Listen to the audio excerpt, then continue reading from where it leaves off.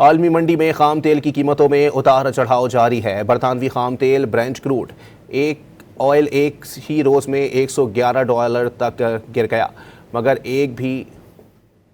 मगर फिर $109 तक गिरने के बाद दोबारा $110 फी बैरल पर ट्रेड कर रहा है। अमरीकी तेल की कीमत भी $160 फी बैरल पर वापस आ गई।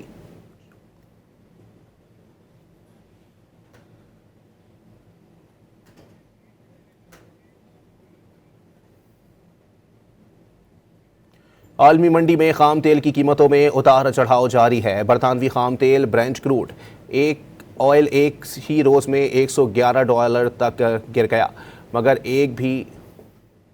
मगर फिर $109 तक गिरने के बाद दोबारा $110 फी बैरल पर ट्रेड कर रहा है।